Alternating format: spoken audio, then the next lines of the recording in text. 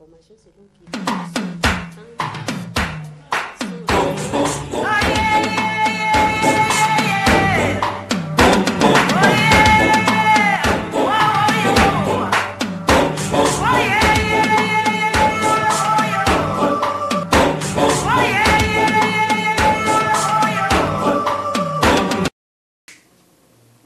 La promotion et la protection des droits de l'homme à travers le média, DH à la portée de tous, tout le droit de l'homme à votre portée. Une émission de l'Alliance pour l'universalité des droits fondamentaux en sigle AIDEF. Chers téléspectateurs, bonsoir et bienvenue.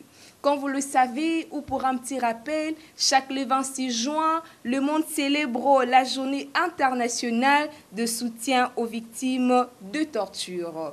De ces faits, nous parlerons de cette journée-là tout au long de cette émission.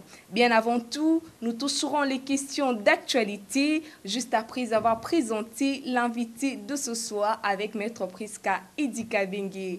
Bonsoir, cher maître, bienvenue.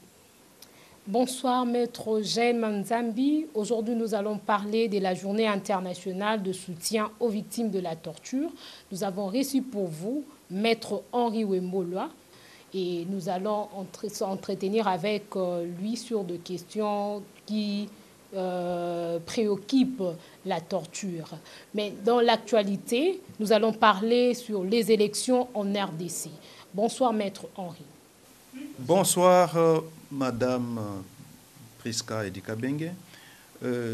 L'actualité aujourd'hui en RDC est prédominée par cette question importante des élections. Et déjà, le calendrier prévoit que les candidats aux élections législatives et présidentielles peuvent introduire leur dossier de candidature. Et voilà, ça c'est l'actualité. Et bien sûr que cette actualité est aussi dans le contexte actuel de tous les efforts pour le respect des droits de toutes les personnes. Comme on parle des élections, il y a des manifestations, parfois il y a des pressions et des tensions qui risquent, n'est-ce pas, d'envenimer ou de troubler la situation, la quiétude des personnes. Voilà pourquoi nous avons un conseil à tous les acteurs politiques, que ce soit du pouvoir, que ce soit de l'opposition, de modérer et de permettre que les choses se passent dans les meilleures conditions.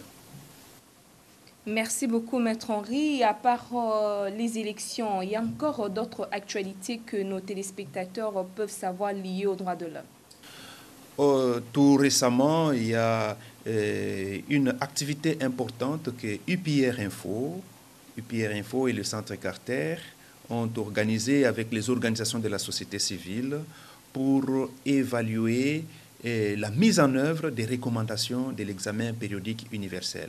C'est une activité importante et donc les défenseurs des droits de l'homme sont dans ce grand plaidoyer pour le moment pour la mise en œuvre des recommandations de l'examen périodique universel qui est un mécanisme du Conseil des droits de l'homme des Nations Unies. Et c'est à cette occasion que nous pouvons aussi vraiment féliciter tous les honorables députés et sénateurs qui ont réussi à adopter la loi relative à la protection du défenseur des droits humains et sa responsabilité. Et tout ce que nous pouvons encore attendre, que cette loi soit publiée au journal officiel. Parce que la législature passée, les défenseurs des droits de l'homme se rappellent que c'était adopté, mais malheureusement, après l'adoption par l'Assemblée nationale et par le Sénat, la loi n'a pas été promulguée compte tenu de la période ou les préoccupations électorales et que nous ne risquions pas encore cette année de tomber dans ce piège-là. Et voilà pourquoi nous sommes vraiment contents et nous espérons que ça sera une réalité. Une autre actualité, c'est qu'il y a la famille Franck Nguiké, un journaliste qui a été assassiné en 2005, s'est réveillé pour demander que la vérité soit connue sur la mort de ce grand journaliste et sa femme qui ont disparu dans des conditions non élucidées jusqu'à ce jour.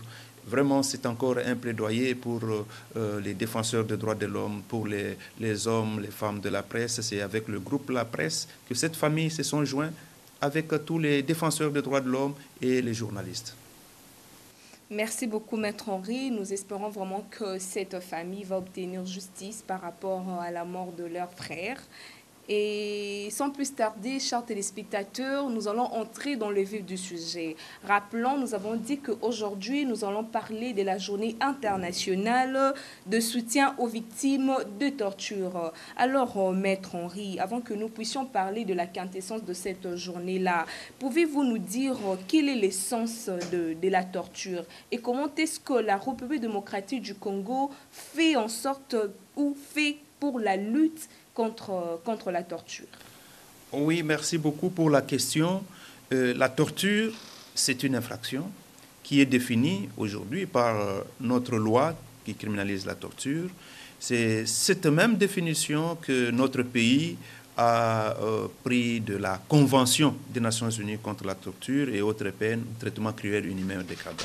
Et dans cette Convention, l'article 1er dit ceci, je vais le dire pour une bonne compréhension.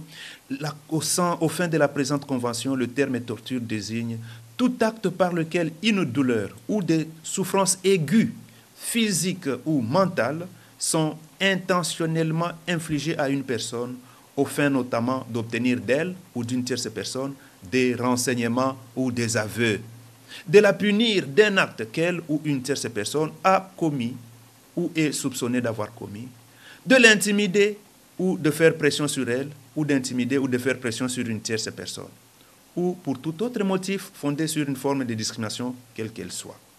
Et pour parler de la torture, on voudrait que ce soit un agent de l'État, un agent qui a de la fonction publique ou toute autre personne agissant à titre officiel ou à son instigation, avec ou sans son consentement exprès ou tacite. En peu de mots, torture, c'est de la souffrance aiguë qui est infligée sur une personne, tant sur le plan physique que sur le plan mental ou moral. Et ça cause, n'est-ce pas, des séquelles, des douleurs graves sur la personne. Et cela, par moment, c'est utilisé pour obtenir des aveux, comme dans les services de sécurité, comme dans les services judiciaires, là où on fait souffrir les gens pour obtenir des aveux, ou encore, c'est une façon d'intimider les gens. Et là, c'est de manière aussi physique que mentale. Et donc, c'est ça la torture. Lorsque tout agent de l'État, qui de manière expresse ou tacite, même avec des non-agents de l'État, font souffrir les gens, eh bien, avec cette douleur grave, on parle de la torture. Et à côté de la torture, il y a aussi des traitements inhumains, des traitements dégradants. Tout ça, c'est interdit par la Convention et par la loi de la RDC qui criminalise la torture. Alors, s'il faut évoluer, vous avez demandé comment la RDC lutte contre la torture. Mais déjà, la RDC a pris la définition qui est dans la Convention et l'a domestiquée. C'est-à-dire, on a récupéré la Convention et maintenant, c'est devenu aussi une loi. Donc, c'est déjà une bonne façon pour le pays de lutter contre la torture. Mais aussi, il y a maintenant la justice qui doit réprimer tous les actes de torture, que ce soit chez les civils, que ce soit chez les militaires. La torture est strictement interdite. Et tout agent qui est informé de ces actes est appelé à sanctionner l'auteur. Voilà pourquoi nous demandons aussi à toute la population qui est victime des actes de torture ou qui est informé, victime de manière directe, ou ce sont les membres de famille, il faut saisir la justice. Et peut-être aussi saisir les organisations des droits de l'homme ou d'autres institutions qui s'occupent de ces questions des droits de l'homme. Parce que la torture porte une atteinte grave à la dignité de la personne humaine. Voilà pourquoi le monde entier lutte contre la torture. Merci beaucoup, Maître Henri. On voulait justement savoir, est-ce que cette journée est célébrée en RDC? La journée internationale des Nations Unies pour le soutien aux victimes de la torture a été décrétée par une résolution de l'Assemblée générale de l'ONU. C'est la résolution 52-149 du 12 décembre 1997. Et à partir de cette, n'est-ce pas, résolution, ce sont tous les États membres des Nations Unies qui célèbrent cette journée. Tous les États qui ont ratifié la Convention, ils ont des obligations pour respecter le contenu de la Convention. Et parlons même de ce contenu, et dans toute son évolution, il y a aussi cette question de la célébration de cette journée internationale des Nations Unies pour le soutien aux victimes de la torture. C'est une façon de sensibiliser les gens pour qu'on évite la torture. C'est une façon de sensibiliser et aussi de toucher les personnes qui sont victimes ou qui ont été victimes afin qu'elles soient soulagées, tant soit peu dans leur souffrance, et que, d'autre part, ceux qui commettent la torture soient interpellés pour ne plus le faire. Merci beaucoup, Maître Henri. Alors, qu'est-ce que nos téléspectateurs peuvent retenir du sens même de cette journée-là? En quelques mots, qu'est-ce qu'on peut retenir de la journée internationale de soutien aux victimes de la torture? Oui, merci beaucoup. C'est comme j'ai tenté de le dire tout à l'heure. Le soutien aux victimes de la torture a pour objectif, selon la résolution des Nations Unies, d'éliminer totalement la torture et d'assurer l'application effective de la Convention contre la torture. Voilà pourquoi cette célébration, que tout le monde réfléchisse sur les voies et moyens, les solutions appropriées pour lutter contre la torture. Parce qu'un des objectifs des Nations Unies, c'est quoi? C'est éliminer totalement la torture. Voilà, c'est vraiment quelque chose d'important. Quand on célèbre cette journée, ce n'est pas pour encourager les gens à commettre la torture, mais cette journée est célébrée pour éliminer la torture. Cette journée est célébrée pour soutenir, même dans les milieux les plus secrets, ceux qui aujourd'hui sont dans les lieux de détention, dans n'importe quel lieu de détention, connu ou inconnu.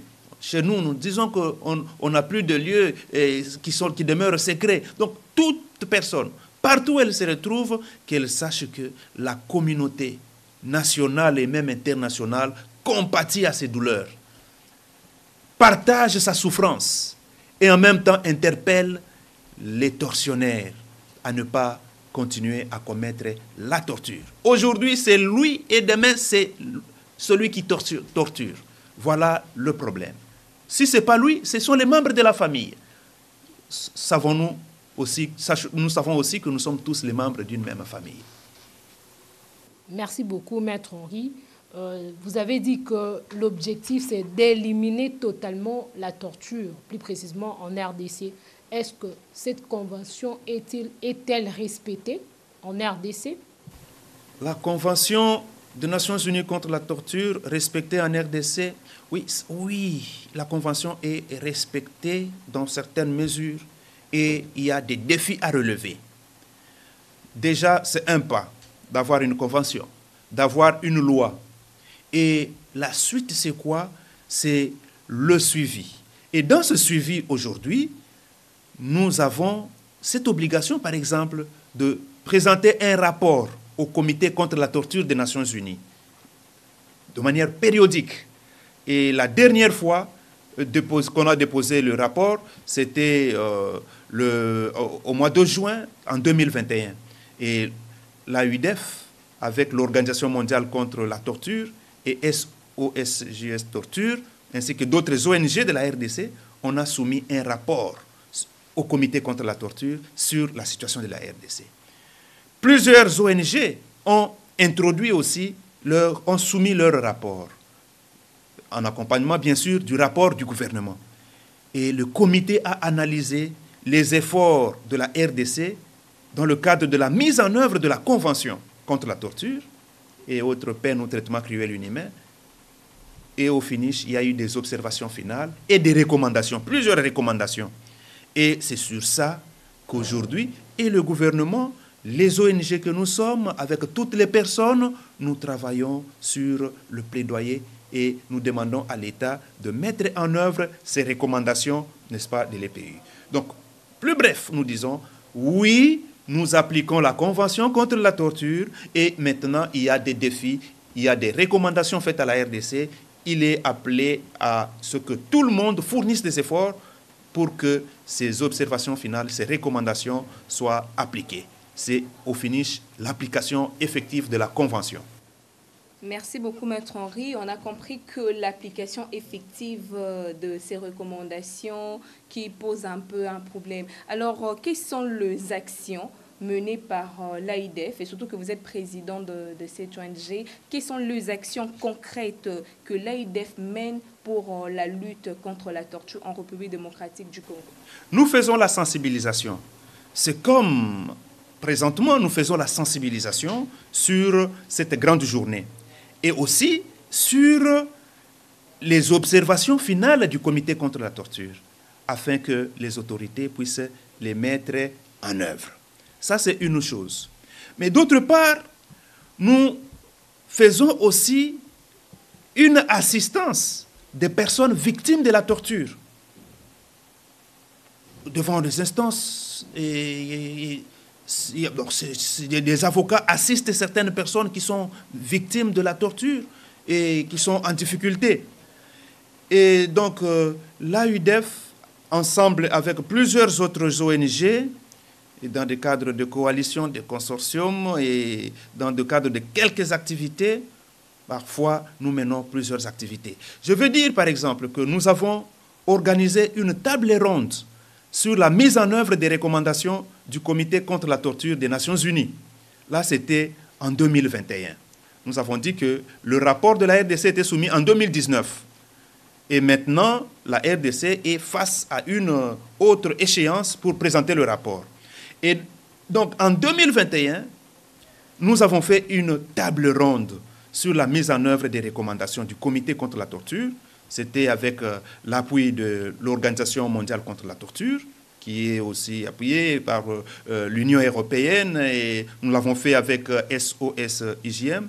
Et donc, c'est un grand travail qui a été fait avec des autorités de différents services, la police, de la justice, de l'inspection générale des services judiciaires, et les procureurs généraux. Et donc, c'était, pour plus de précision, à UTEX Africa, le 25 juin. On a fait une table ronde, on a réfléchi sur les recommandations de la RDC et sur la possibilité ou un plan de mise en œuvre de ces recommandations. Ça, c'est quelque chose d'important et nous continuons à travailler dans ce sens-là. Nous avons aussi, avec le patronage du ministère de la Justice, son Excellence Madame Mutombo Kese, une activité importante sur la détention préventive. On a examiné le vrai problème de la détention préventive. Pourquoi il y a beaucoup de détentions préventives? Pourquoi la surpopulation carcérale?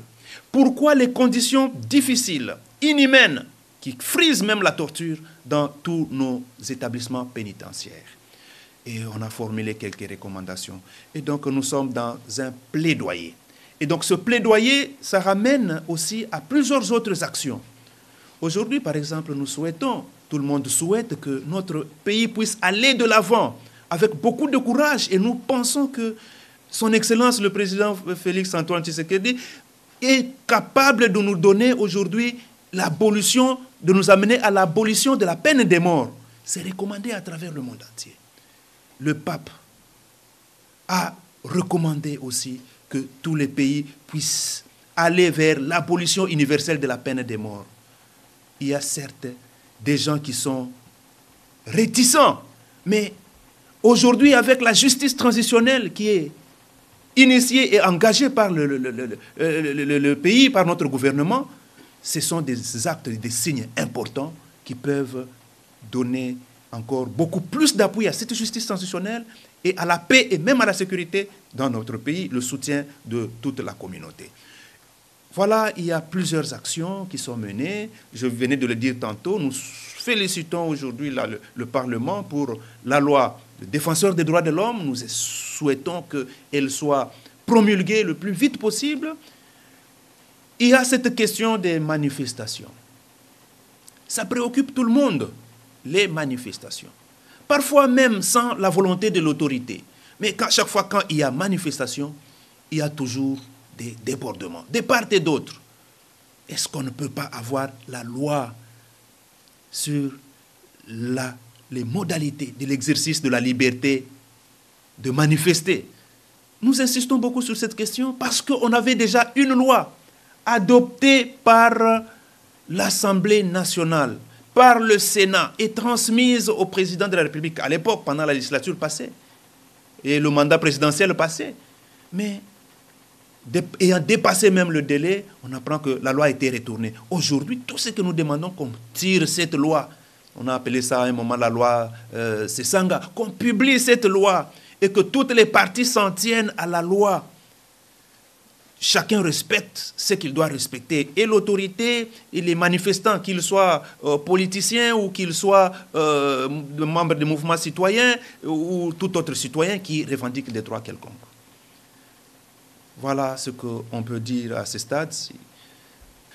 Oui, avant de passer, n'est-ce pas, à parler des recommandations, j'aimerais revenir un peu après. Derrière, vous avez posé la question si en RDC aussi on célèbre la journée.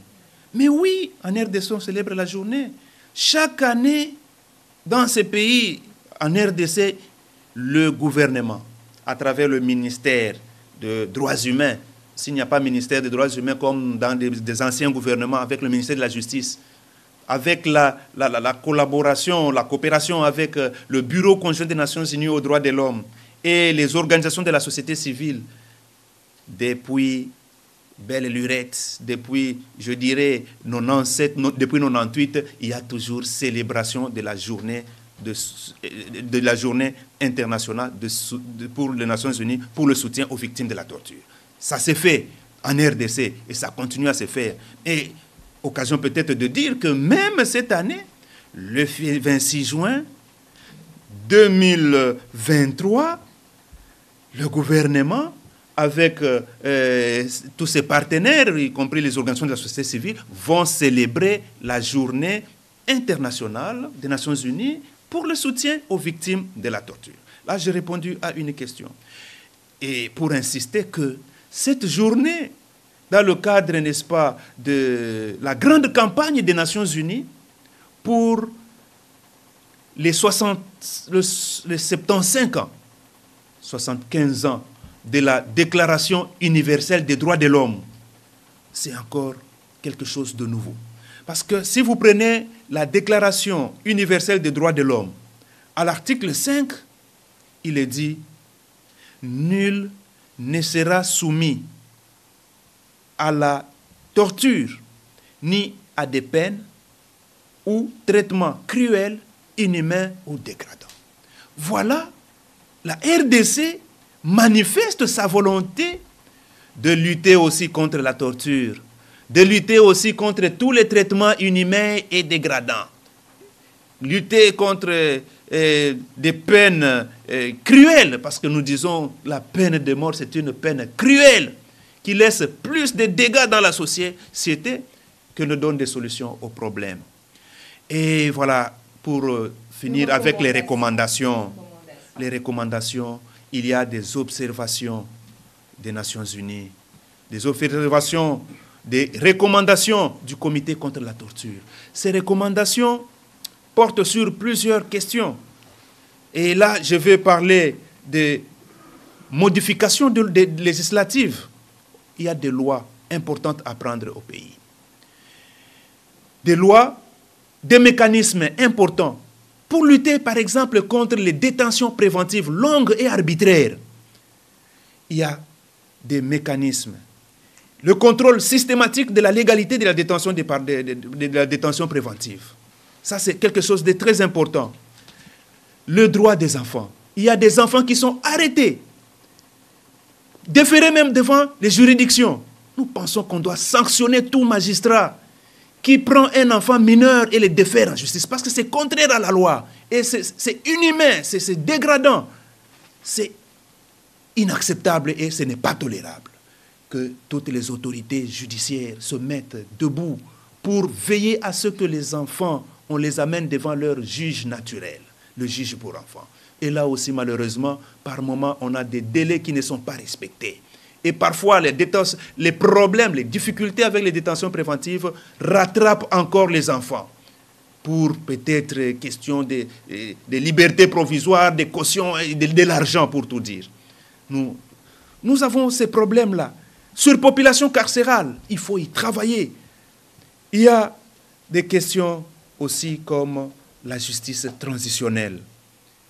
Nous voulons que le pays aille de l'avant avec cette justice transitionnelle. On a dénombré plusieurs cas de décès dans les lieux de détention.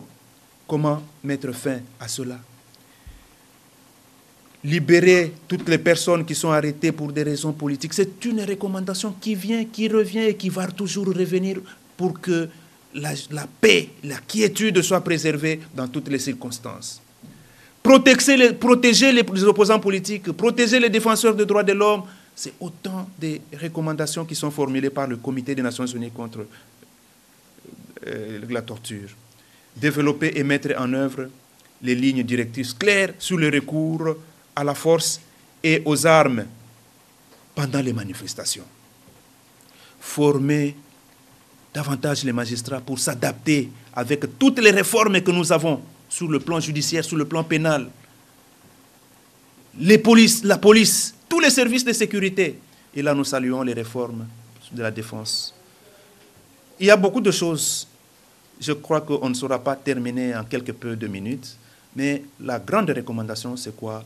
Qu'on applique les recommandations du Comité des Nations Unies contre la torture.